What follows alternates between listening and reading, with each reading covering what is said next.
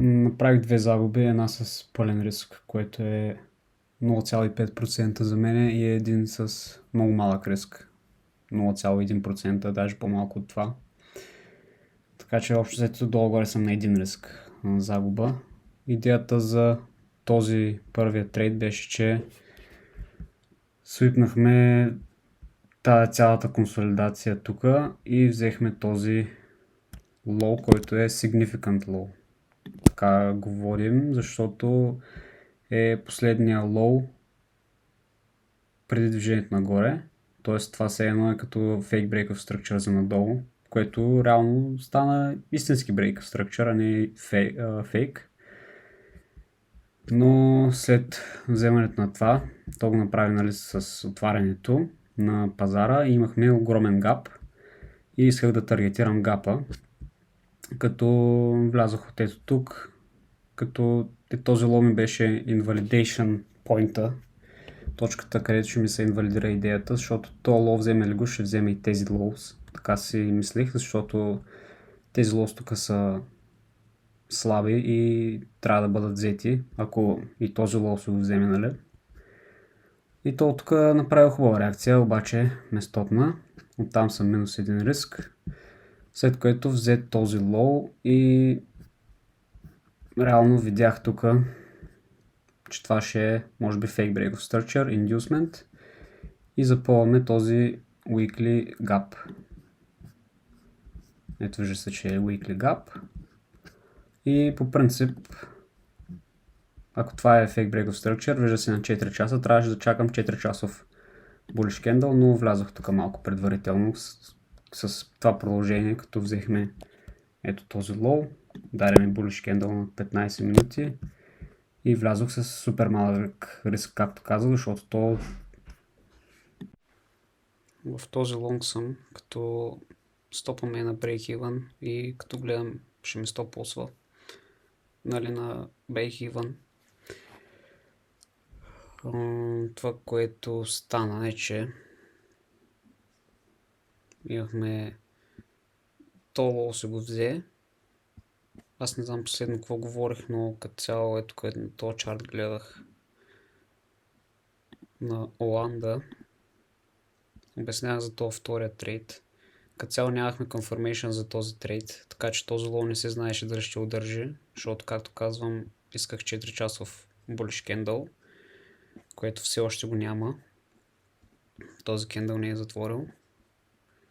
А и другото е, че този fake break of structure след него има консолидация, така че малко се инвалидира по принцип. Не е на 100% сигурен, че е инвалидиран, но тази консолидация не е добре. Трябваше от тук директно да слезе надолу и да вземе лоа. Също така тук реагираме от Daily Trap.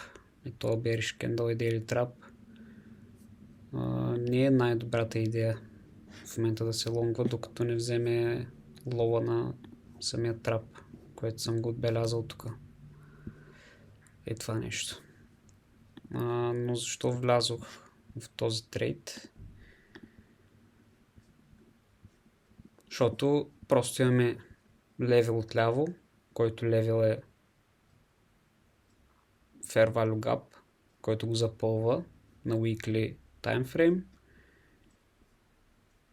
Лоа го прави в 4 часа, имаме тайминг и имахме break of structure на 5 минути ето тук и като ретрейс на цената до тук, просто влязъл в трейда. Просто си имам сетъп и реших да го взема с половин риск. Като ще таргетирам този хай, то най-вероятно ще ме стоп-лосва, то се вижда, но ако тук обърне, ще таргетирам този хай. Като защо не направо гапа, нали? Пред може ти да запълни гапа, но аз ще таргетирам този хай, защото е доста възможно на един час да направи fake break of structure, т.е. да вземе този хай и оттам да обърне, да вземе лоа, да вземе daily трапа и оттам вече да обърне, като имаме fake break of structure. Така че така ги мисля за момента нещата. Пак ако от тук направо се слезе Няма ядове.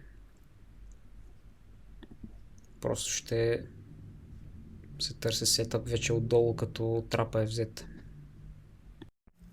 Изкараме на break-even този трейд, както и очаквах.